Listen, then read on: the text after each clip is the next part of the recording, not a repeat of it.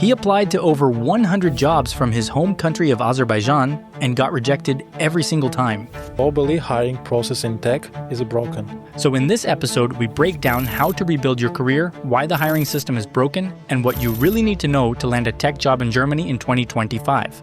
I got a mentor who said, okay, I'm going to pay you $10, $15. I'm also a software engineer. I need to outsource some projects. Eventually, he landed a role at one of Europe's tech unicorns and moved to Berlin. But just when his dream was coming true, he was hit by the wave of big tech layoffs. It really was one of the worst days in my life. I still remember the moment, every single minute of that day. Instead of giving up, he rebuilt his career from the ground up. And now, he helps others do the same. My name is Luardo, and this is the Guten Tag podcast.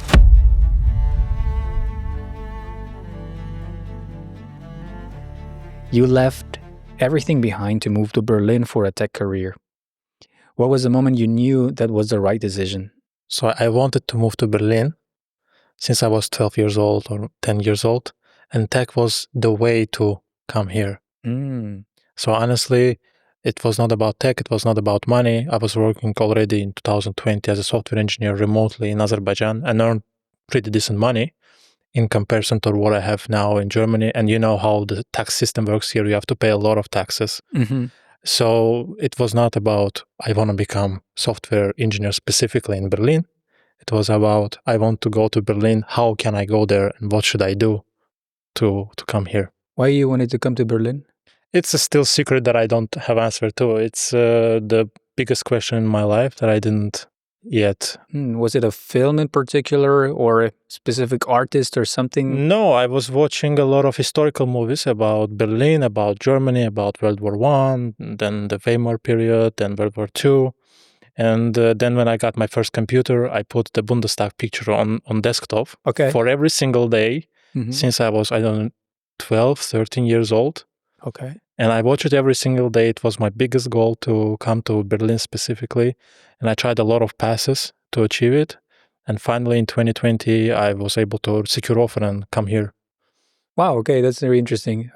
People ask me sometimes also why Berlin or why Germany, and I also have some kind of a similar experience. I don't know why I was very interested, but then were video games or movies that, I don't know, increased my interest for the country and for the city. And I thought, yeah, I actually want to go there. And then I started to see there is a very vibrant tech startup scene here and thought, maybe that's the place I want to be.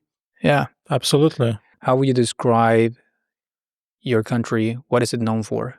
For me, I think it's the most important thing is the people. People are really hospitable, really friendly. I really recommend you also and everyone who watched this video to visit Baku. It's really secure, 24/7. You will not face any problems, especially if you compare it, let's say, with some European cities and countries. Even in the capitals, you still, if you go to some, even in the city center, you can face with problems if you don't know where to go. In Baku, it's really, really safe. The second is the oil was one of the most important factors in my country and in Baku specifically. In the end of 19th, beginning of 20th century, it was oil boom worldwide and in Baku specifically. People also don't know is that first oil city worldwide is built in Baku in 1949 called Oiled Rocks. It's basically the city built on the rocks. Really? Yes, if guys want to Google it, go ahead. If I'm not mistaken, it's in 1949. And because we have a lot of oil, of course, automatically by that time, a lot of millionaires came out and they start to travel all over the Europe, see the architecture, then they bring the same people who, or maybe similar, who build the same cities and try to build something similar in Baku. What drew you initially into tech? So I remember the first day when I got computer, December 27, 2005. And at that time, if you remember, most probably you of course are, you can log into internet while having these dial-up connections. And in my country, it was like you have some specific cards that you can use to log in for 1 hour. You buy these cards for 1 hour, 2 hours, and you have like 52 kilobit speed internet. You enter the button, you wait for, 30 seconds to website to be open. So I opened the first website, and that moment, it was, once upon a time in your life, you feel it and you feel in love. You want to understand how this thing works. And this was the moment that maybe like moment of destiny, moment of truth. I stopped interesting about anything like else, more or less. And no girls, no nothing, just computer. But yeah, mostly it was focusing on how to become a software engineer. And I started to build my first websites when I was already at school. It's simple HTML, CSS, a little bit JavaScript at that time. And then you saw the opportunity to come to Berlin to start a new job. I also, when I started to look for a job in Berlin, I think I still have the Excel sheet that I used to track my job applications. Maybe this is something a lot of people don't do, but I actually, when I apply for jobs, I actually build my Excel sheet and everything to track It's really useful. Yeah. And I applied back then. If you watch this, try it. It's still relevant. And I applied to 48 jobs to get my first junior position. Okay. And the first job was the hardest, for real. I never had to apply to so many companies as that first time. And you have a very similar experience. In 2015, when I finished my university, and by the way, I didn't study computer science, I studied marketing. But I still had a interest, really passion about software engineering, becoming a software engineer. So I finished some courses, as you say, and I want to put my hands dirty. I started my freelance career, and I couldn't find any clients because people want to hire experienced people, and you don't have experience how to do it. So my goal was, okay, I start to get experience, I start to get clients, and then based on this experience, I can move to Germany. I couldn't get clients. Eventually, I got a mentor who said, okay, I'm going to pay you like $10, $15. I'm also a software engineer. I need to outsource some projects. You will do it for me. I will take a lot of money, like most of the payment, and give you $10, $15. In return, I will teach you, and you will gain experience that you need. So I said yes. And in 6 months, 8 months, I get experience of, let's say, in comparison, if I do it on my own, it will take maybe 3-4 years. Wow. So like in 6-8 months, I was, from the moment when I didn't know how to do properly HTML, CSS, I was doing already WordPress integration, PHP, MySQL database, and all of this in practice in just 6 to 8 months. So you shouldn't underestimate the power of mentorship, ever. It's 100%. I eventually started to do things on my own, got hired by another remote agency back in Estonia, and started to apply still to come to Germany. In 2000, if I'm not mistaken, 17 or 19, I got my first interview, but in Düsseldorf, in startup.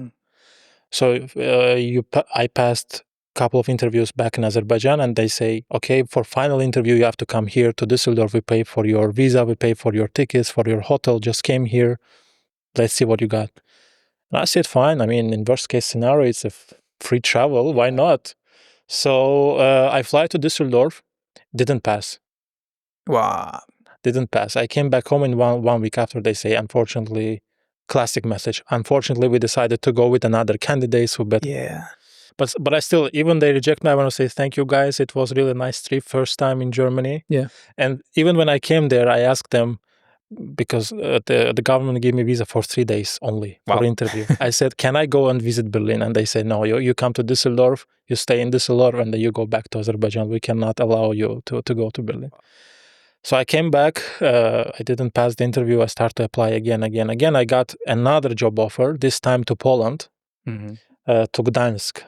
And I was thinking, okay, Berlin is not far from Gdańsk. It's European Union, I can go there, live there for 1-2 years, and then move to Berlin. It's much, much easier than if I stay in Azerbaijan. So I accepted the offer, they gave the visa to me, and then COVID started and all borders closed. And I was in a wedding of my classmate, my best friend, and we got the news that, nothing is working anymore, you cannot fly, you can't do anything. And then we waited for 1 month, 2 months, 3 months. We see that situation doesn't change, and company decided to stop basically everything.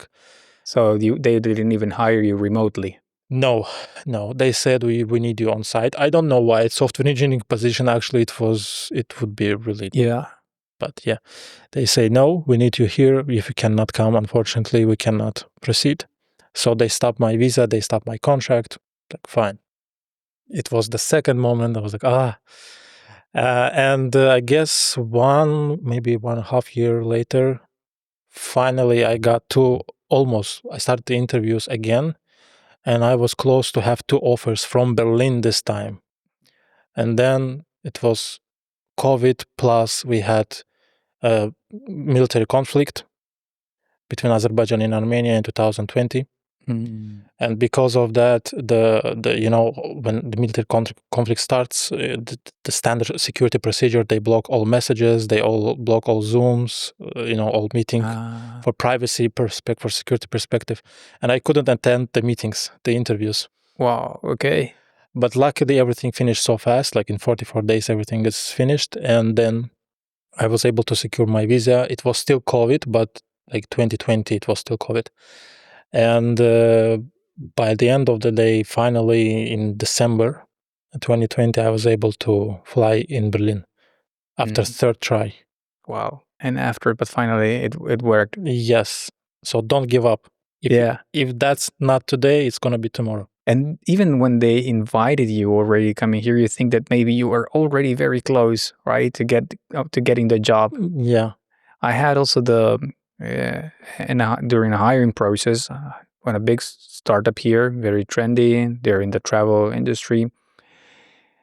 I did 5 rounds and they rejected me. I even went to the last round, was like a it was a meeting with the team. We went for lunch together. I spoke with the engineer manager. I spoke with the CTO, and I had a technical whiteboard challenge. And that one was the one that disqualified me. A stupid whiteboard challenge. Oh my gosh, please. They still do it. Yeah. Some companies that was like 5 years ago, 6 years ago. I don't know if that's still happening. But when you were applying, there was a moment where you ever thought about quitting or like giving up your dream and maybe finding something in your hometown? What kept you going? I always think that the day will come when I will come to Berlin. It was not for me to say that, no, I'm quitting. It's not. It's going to be win or win. I didn't even think about losing.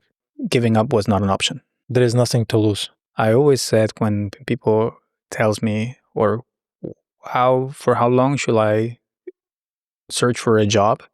And my answer always is, until you find it. Absolutely. And don't listen to people who say that it's not possible, you cannot do it. Please. Did someone ever told you that it wasn't possible, that you should maybe try to adjust your expectations? Of course, since I was I don't know how many. I started to say about my dream to move to Germany, to Berlin, already when I'm adult at university. And when I said this, people like, oh, come on, but Germany is another part of the world. You don't speak German. You're okay, you can be software engineer, but people at that time even didn't believe to remote work. When you're working remotely in 2016, people really don't understand what actually you're doing. It becomes really, really normal during COVID, when people understand that you can do it and nothing actually happens. Yeah.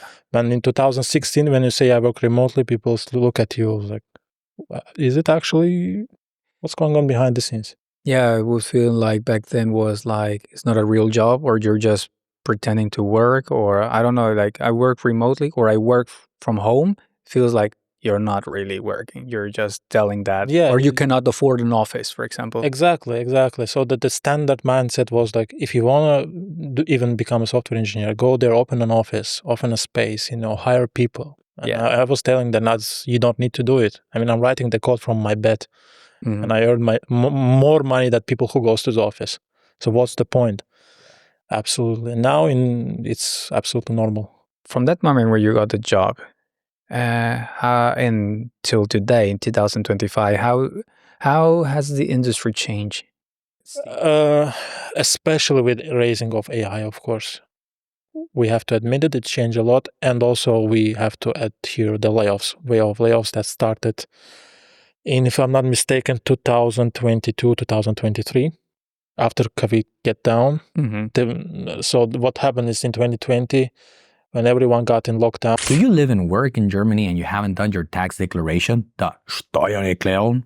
Well, stop being afraid because you might be missing a very good tax refund. Sometimes it's difficult to understand all of these laws and everything. You might be wondering, okay, this is too complicated. Well, it is only complicated if you're not using the right tools. And therefore, I want to thank our sponsor of this episode, WonderTax. WonderTax is an online platform where you can file your tax declaration. Very simple. You just need to follow the steps, upload your documents, and then it will calculate how much tax refund you might be granted. The average person in Germany gets around 1,095 euros back. That's a very good opportunity that you might be missing out. So if you want to see how much you might get on your tax refund, go to gutentag.wundertax.de. You can just run a simulation if you want to test it. And also that's the best way to support this podcast. So give it a try, wundertax.de. They have the website in plain English, so you will understand all the tax terminology without any trouble. So now let's continue with the conversation. All companies start to hire a lot of people, thinking that in long term, their business will grow up online a lot, especially a lot of e-commerce platforms. And then when COVID goes down, people start to go back to, normal life and live a normal life. They realize that it's not the case, actually. So some companies realize that they hire too much people and they have to make layoffs to adjust the size of the company, to adjust the profits, and etc. So industry started to change already. Plus, if you add here AI, which affects our daily life, some of them, for some people, it really helps. Some people get replaced by AI in some industries. We can talk about it also. But yeah, it's constantly evolving. It's never stopped, actually. In which way do you think AI is replacing employees? There's always a lot of people who say, no, actually, it's not replacing them.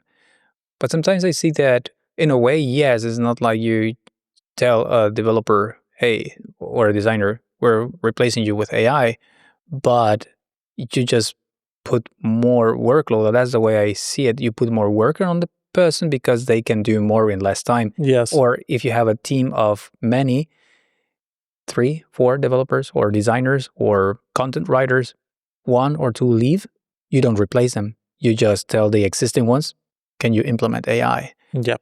What's your experience with it? What's your opinion? It's a bit tricky. Every industry, every revolution brings something new, and you don't know what to expect at that time when this revolution happens. With AI, I think it's my point of view, actually. If AI will replace software engineers in the way that it happens now in the industry, maybe I will be even happy, because when you do one job for a long period of time, it becomes a routine. You don't learn a lot. And you're stuck in this routine, you don't grow.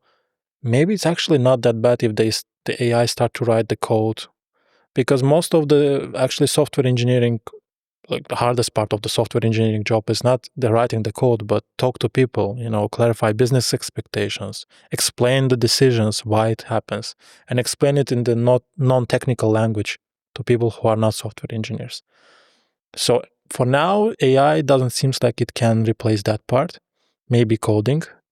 And also you have to understand how to use AI, because if you don't use it properly, it can write you really bad quality code.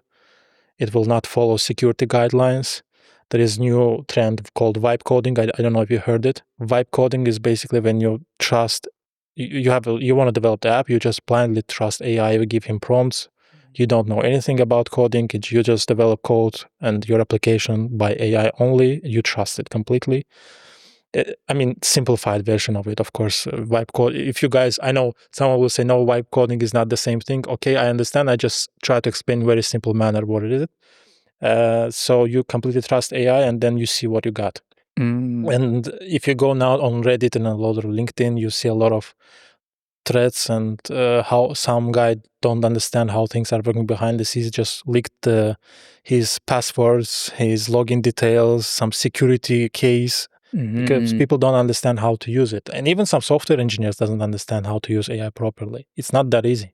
How do you use it? I mean, I use it normally in my daily work. I use it, but I never tell the AI to build a full component of something. Yeah. I always do like just the methods sometimes, specifically by methods or corrections, or when something is not working, I'm like, why is this not working? Can you find the error here? I still don't trust it to build the whole thing, because the few times I have done it, I'm never satisfied with the approach that it takes. Yeah, of course, you have to give more context. The more context you give, the better it's understand. But of course, AI cannot read the whole code base that you have for now. Or maybe it can, but not everywhere. Yeah, and sometimes you should not let it read your whole code. Exactly, especially with public models that are available on the market. Again, coming back to security part of this, you really need to understand how to use this AI. What is the prompt engineering? At least get the basics of it. I'm not saying go and build some machine learning models. No, but at least some basic understanding of it will help you to stand out. And we hear a lot of big companies also laying off a lot of people, which means very good talented people out there in the market competing for the few jobs that are still out there. Yeah. How does that affect the young engineers or young professionals in general?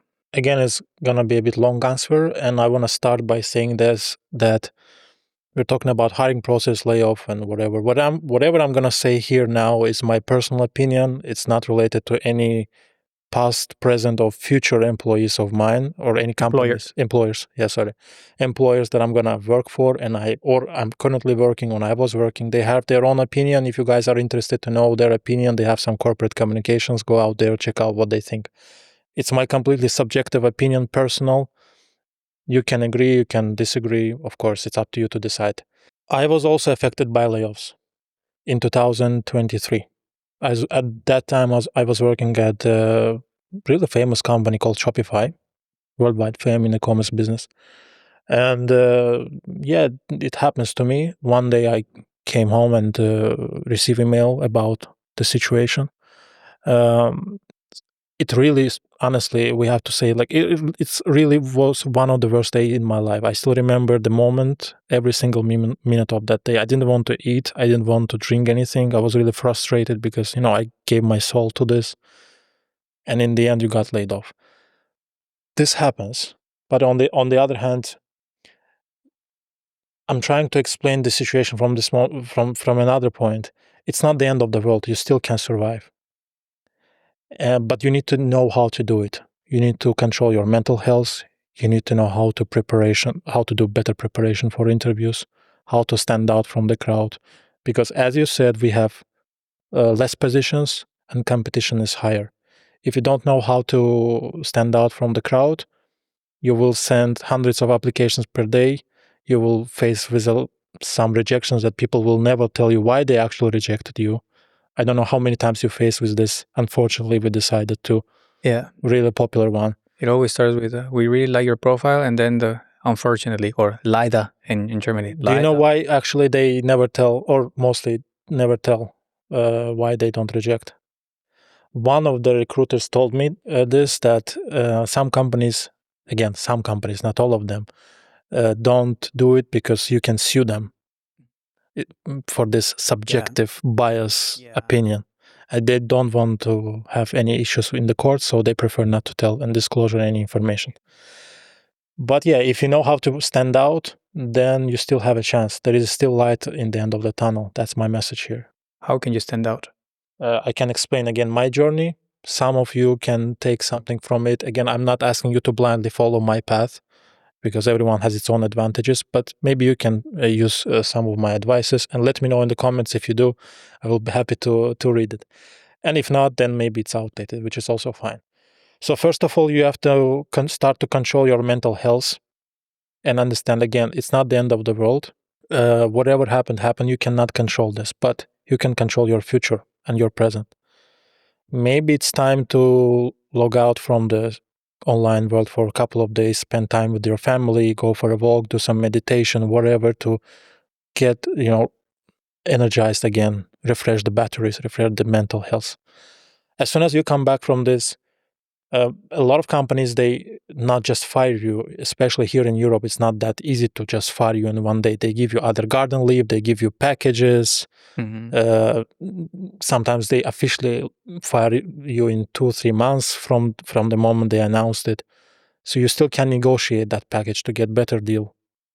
Especially, so I advise guys who doesn't have law insurance, get one so you can consult with lawyer how to get better package for yourself. As soon as you did it, now it's a time to find a new job. Short term, of course, you need to understand that today applying to the jobs with CV is one of the worst things to do, because you send your CV, 1,000 other people send the CV, and recruiters, what they told me, they in general spend 6-7 seconds to review. You have literally 6-7 seconds of subjective opinion on some people.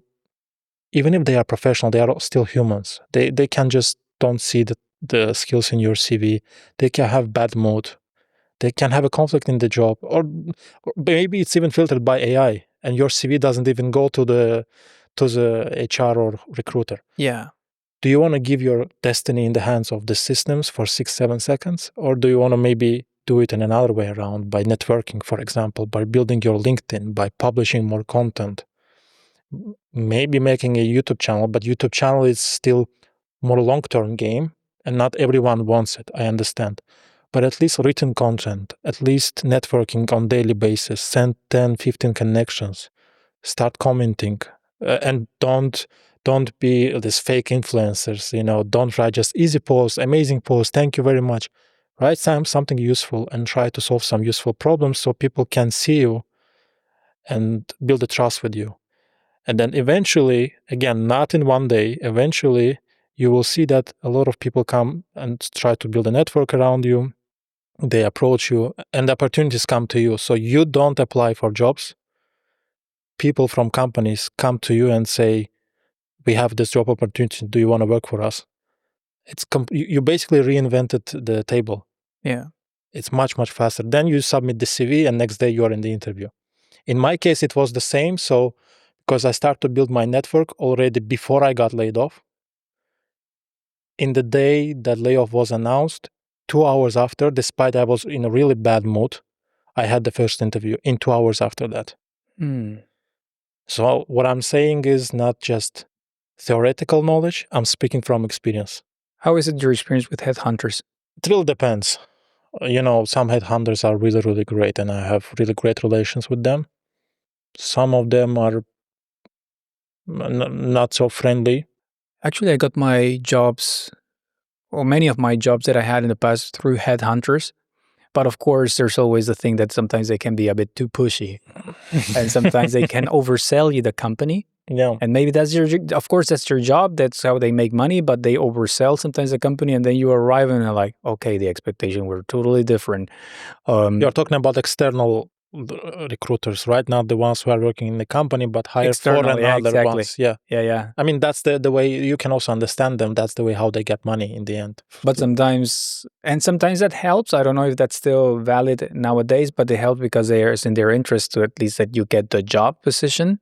So they at least will try to book you the next appointment or not. But I'm talking about that when it was like the last time I was in looking for a job was in 2020. So it was still like when companies were hiring as crazy. Now, I don't know if that has changed. It's still valid, I can say. I can definitely say it's still valid. And this is another advice. So thank you for bringing this to the table. I forgot to say this.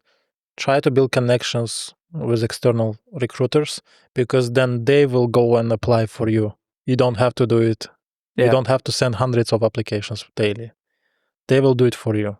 Yeah. But again, there is a risk, as you said, that company will not have that expectations that you have. And sometimes, and this is also what happened or that's my impression, when you go with a headhunter, with an external one, they will try to get you the person that you want for your company, yes, because the company itself cannot attract the talent by itself.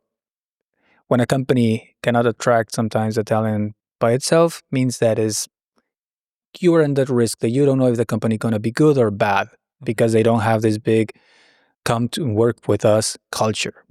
So it's always a 50-50. Yeah. It can be good, but they don't spend so much budget in promoting themselves, or maybe it's hard for them to hire because for a reason, right? Yes, of course. There's a reason people don't want to work for them.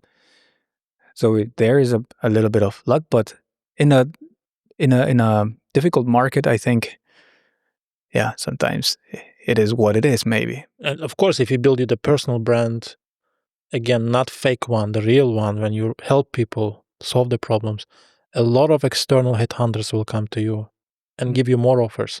And then you can choose from 5, 10 options, which one do you want to work best? And you increase your chances to get the job that you will like.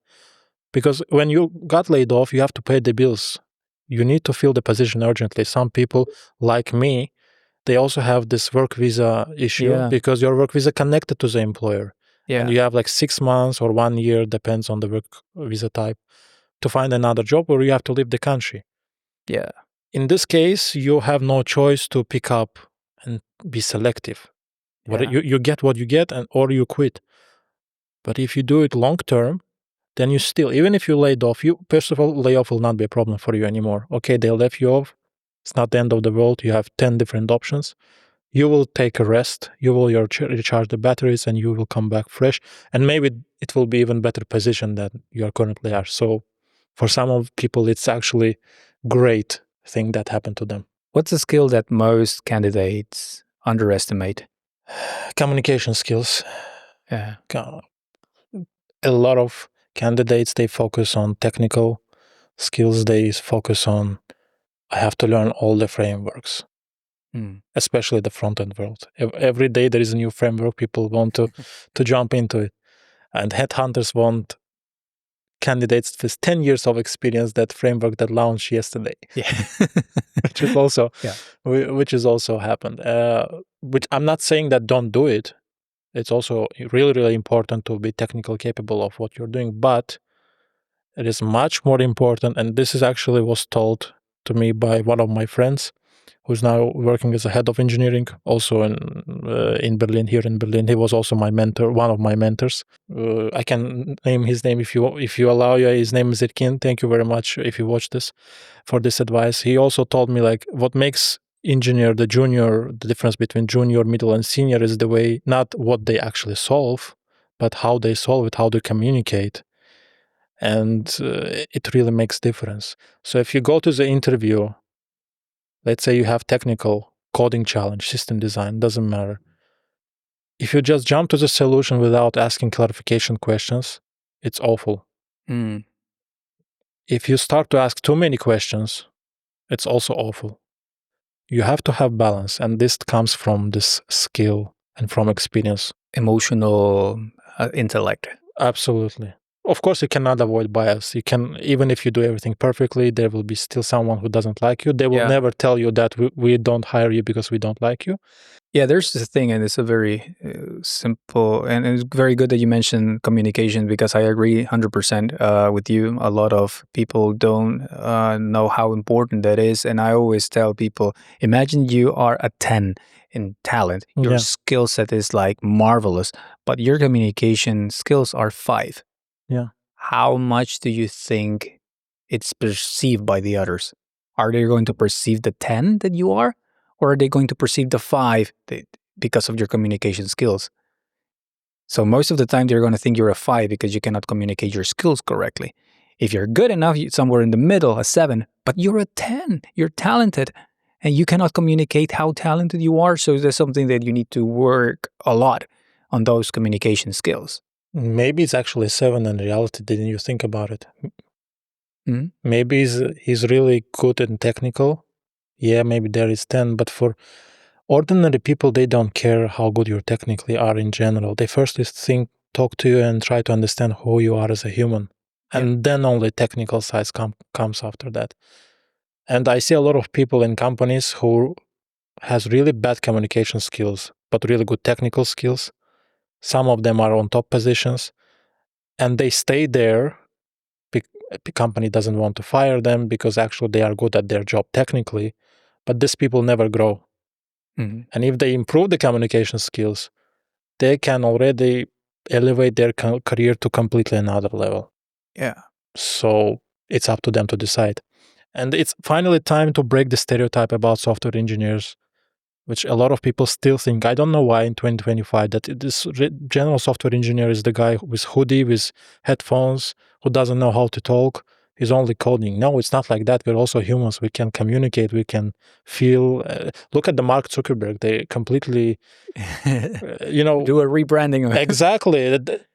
This is an example of the personal branding I'm saying. This guy came from IT world, and now he's completely different person.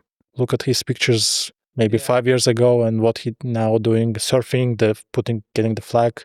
And they really and really try to train him to speak like a normal person. But totally, that's a very good example of what for personal branding or why is it important. In communication skills, how you can improve? What's the first step? Someone who feels that doesn't have good communication skills, where can they start? First of all, you have to have desire to do it. Some people just say that I'm good enough. They take this defensive reaction. They don't want to do it. After you feel that, okay, I understand that this is the problem. I accept this problem and I need to work on this. And by the way, my communication skills are also not the best, I think. I'm still improving this. There are a lot of ways to do it. It depends which methods do you prefer. Do you prefer to learn by books? Do you prefer to go and watch some videos? Charisma, how's it called, this channel? Yeah, for example. Charisma on demand. For example, or go to take some courses if you prefer real practice. Or maybe, I don't know, take some mentors, coaches, not fake coaches, again, the real ones, professional ones. This is basically a lot of passes. You have to decide your own way how to go for it. There is no one-size-fits-all answer in this. Also what I think is important, because I have been hiring in the past, and I realize that some people like it. And tell me a little about yourself, your career, and they say, I worked there and there. Okay, and why do you want to work here? I mean, I need a job, and I'm looking for a job. It's like, okay, now I still have to pretend that I want to continue for the next 30 minutes. So there's people who will really, and I have seen it, that are really bad at communicating. First, maybe step, like you said, to accept it, to acknowledge that, and then to try to find an online course, a book, practice, or doing even practice interviews with a friend to tell you, hey, can you pretend to do this interview to me? And then someone who can give you feedback on how to communicate better, or to listen to this podcast as well. Absolutely. And by the way, which is the second skill after communication? Also to be able to listen and understand the information. So if you combine these two, I guarantee you guys, you will take your career to the next level.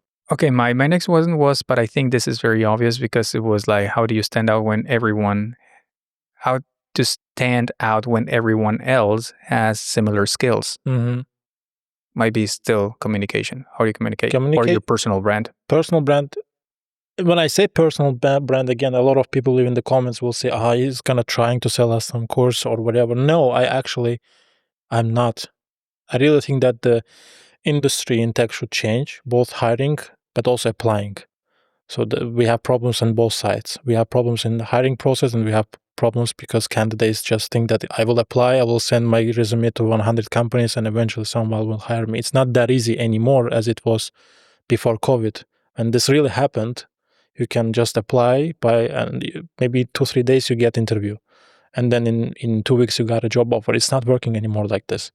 Yeah. There is a tough competition. You have to know how to stand out. And one of the ways, long term, again, it's not happen in one day. Start to do it today while you have the job. In 6 months, you will be in completely different place. In 1 year, oh my gosh, you will, even people, by the way, people at your work will realize that you improve your communication skills suddenly. Because actually you did your YouTube, for example.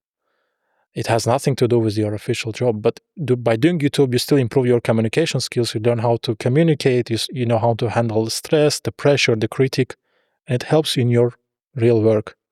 Isn't this great? Actually, isn't this obvious to understand how great it is? It's only give you benefits. 100%. You understand the principles of attention, because attention is the new currency, and you know how important that is. And yes. Being able to communicate is being able to engage someone into a conversation or into the message and understanding that others people's time. There's also a lot of competition for people's time. So being able to communicate effectively in the best way, to catch someone, to have good storytelling, to all of those things are very important. And you can learn that if you do some sort of content creation, but not everyone wants to Yes, of course. be that way. I would say even just to do it, but keep the videos private.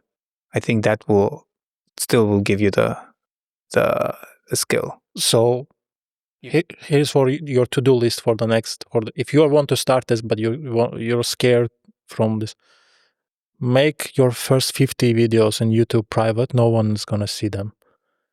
You're not sending them to anyone. Just publish it to actually see how you speak, what to improve, what to do and what not to do. And it's gonna be you. No one else will see this video. Yeah. It's going to be at least something that you can start. Or if you don't want to do with video, which is totally fine, also at least start to write. Writing is also a great skill that needs to be improved. Absolutely. Yeah, 100%. I mean, nowadays, you never know when it's going to happen to you, a layoff. You never know when it's going to hit you. I mean, companies that we normally see that they look healthy on the outside, they're not in the inside. And if you ask your manager, how's the company, they will always tell you everything is fine until the moment comes. And even a big company that looks like profitable, like the one you were working before, can still do a layoff. And then you think, how? You can never see that happening, right? How can you bulletproof that? In defense to my manager at the company that I was laid off, he also didn't know about layoffs till the maybe last couple of hours. Yeah. Try to make new connections with people potentially. It's going to be headhunters, it's going to be managers, it's going to be CTOs of startups, CEOs, VPs, whoever. You don't need them now. You start at least commenting, build real trust, because first people know you, then they trust you, and they want to work with you when they trust you. It's going to be organical. Yeah. About the hiring process, what things do you think are still old-fashioned in the hiring process in companies? It's going to be, if I say, this topic really makes me sad, honestly. I think that globally, not in Germany only, and not in one company, globally hiring process in tech is broken. You can cut this video to shorts with this headline. It is literally broken.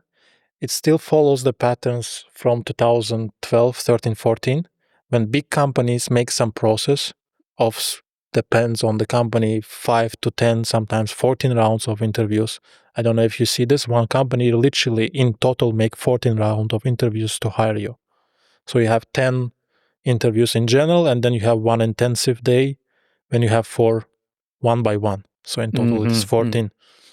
Till today, a lot of companies which are not big enough, they still blindly copy or try to copy the same process without understanding why actually these companies make these decisions, what that companies can offer, and why you cannot do this. As a small company, as a startup, as an agency, they still try to follow this. They still, for some reason, follow this lead code questions that gives a lot of false negative results and a lot of false positive results.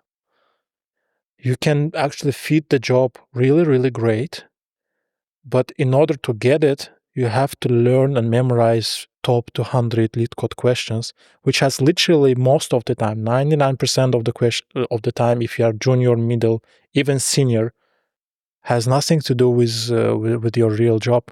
You go there, you do completely something else. But to pass interview, you have to do this algorithm system design. Yeah. Why? The same happened to system design interview. And when people start to crack this interview with AI, because AI literally can do a lot of coding questions nowadays, especially if you use prompt engineering skills wisely, the result is not, okay, this guy is actually great, he saved a lot of time, he understands how AI works, let's hire him. The result is he cheated, we ban him, and he will not work for us. I mean, do you really think that you will survive as a company if you continue to do it? or talents will go somewhere else, it's your choice to do. If I would hire, if I see someone, first of all, I will say, okay, use AI. I want to see how you use it. We're coming back to the security and prompt engineering skills. I will give him the specific task that will have specifically this fake, but let's say company data that you cannot put in prompt engineering, and see if he put it or he will put it away to see how he works with AI. I will give him some gyro ticket with the as much as possible close to real work task, which is not clear. He need to ask clarification questions, maybe talk to 2-3 different people around. And only based on that, you will have as much as possible chances to get relevant candidates. Plus, if you also, this is nice to have, not everyone can afford this. If you can afford to invite candidate to the office and have all interviews in one day and make decisions by latest 72 hours, you can close the position in 3 days, which is great. Now I see literally positions at LinkedIn that are open 6 months. No one get hired. 6 months later, you see the same positions.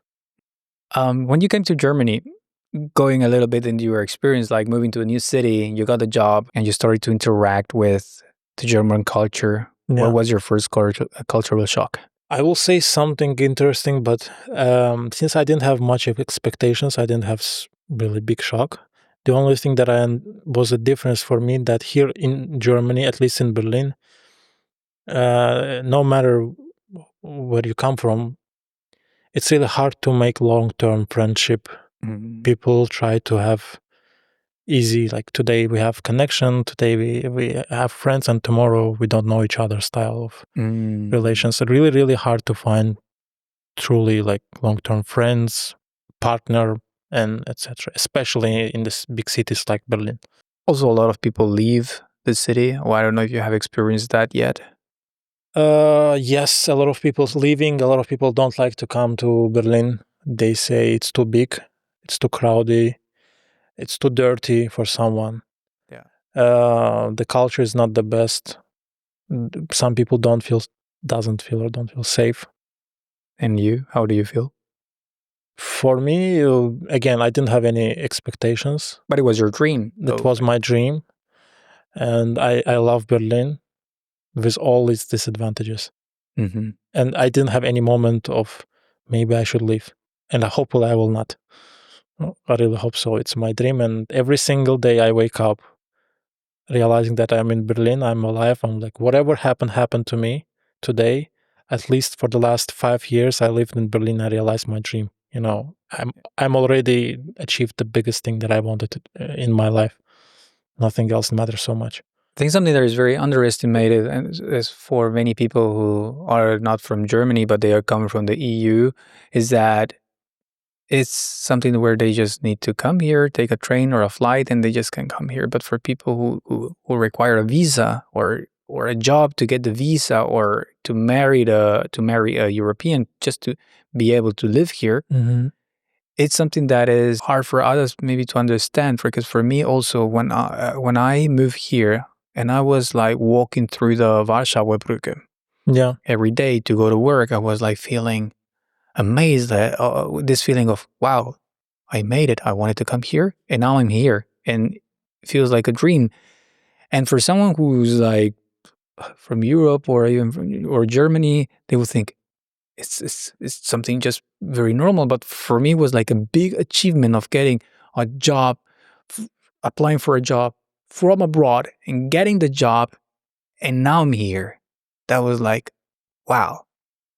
Do you still also feel this moment when you walk and you understand that actually I made it, right? So you have this moment in your heart. Does your heart also do you have this moment like? From time to time, because I mean, I moved here like 12 years ago, and sometimes I take it like as very normal, but then there are moments like, I think we have sometimes moments of gratitude. Sometimes we have moments of insatisfaction and we need to contrast them with moments of gratitude. Sometimes I feel like upset about something, and then I try to balance with gratitude and to see, actually, I wanted this and I have it. I wanted to live here and I live here. And that's what gratitude comes in, and then it gives you this kick where you feel absolutely. like, yeah, absolutely. And you already did it. No one can take it from you. I want to congratulate you on this.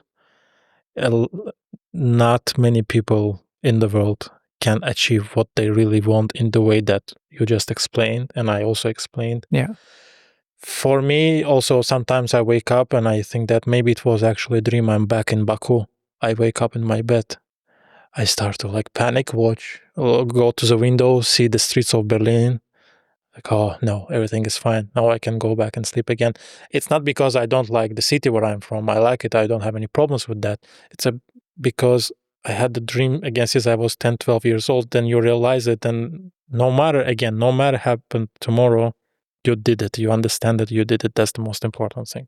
I wish everyone to achieve this dream in your life that you have. And for someone who's listening right now that is feeling stuck in their job or in their city or in their life, yeah, what's the one piece of advice that you would give to them that they can take action? Don't try to solve things by yourself only. Try to reach out to people, preferably the ones who already did what you want to achieve, and ask for advice. Don't think that I will ask advice, but why that person should help me? You don't know. You never know. Maybe that person will be the guy who will transform your life. You never know what expects you tomorrow. And again, never give up. People say work hard. I also add to this, work smart. It's really important. And choose your right fuel to achieve the goal. And this one, the right fuel is, I can also explain this a bit in details. You want to go from point A to point B, you can walk. Let's say the distance is 100 kilometers. You can walk and come to that place, I don't know, in how many, 1 day, 2 days. You can take a bicycle, you can take a car, or you can take a train. It's the same distance, but the basically the vehicle that you pick up to come to this destination makes a lot of difference.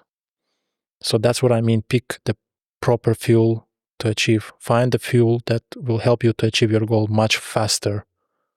In practical terms? Yes. Yes. Which one would be one example? It depends on the goal you want to achieve. In my case, as I said it in the very beginning of my interview, I found a mentor who helped me to save years. So I say, like, I cut the path from 3-4 years to 6-7 months. And you picked software engineering because it was also a bigger demand and always a bit more, it opens you more doors when you want to migrate. Not specifically. I picked software engineering because I love this job. Okay. So it comes organically. All right. I didn't think that strategically. I wasn't thinking about it in that terms. But the mentorship thing was the... Yeah, again, I didn't know anything about it. I was just doing it. Mm-hmm. So you have to do things. You never have to stop. But again, don't overthink. Do something, small steps, 1% of change per day. You don't need to try to, improve everything constantly because you will burn out. You will stuck. Do some mistakes, it's fine. Make 10 mistakes and fix only one. By knowing that you still have 9 to go. Next day, another one. Next day, another one. 6 months from now, 1 year from now, you will be a completely different person. I guarantee you this. You will not recognize how you transform your life. And people actually will start to come to you. The people who firstly say, you cannot achieve this. Come on, stop joking. Come back to reality. Go find some job in the office, do something. These people don't understand what's going on behind the scenes next. And later they will come to you and say, can you teach us? Mm. The same people. I guarantee you this. This happened to me. This happened to a lot of people in my surrounding. 100% working strategy for free. Where can people find more about you or what you're planning to publish? Feel free to reach out. I guess the link will be under the video. Yeah, I also have a website, and recently I started a YouTube channel where I will also post more videos about the tech career, the hiring process. If someone wants to hire to get the job faster, what to do in details, because we in general cover it like in short format, but you still need to go through details. So I will tell more and more about it. And if you are interested, feel free to write to me, to subscribe. I'm not trying to sell you any course. I really think maybe too naive that industry has to change and it's going to be good for everyone, including you, me. So I'm not only thinking about myself. Elman, thanks for coming and sharing Thank your you. experience. Thank you very much. It was nice to be here. Thank you for the invitation. Thanks.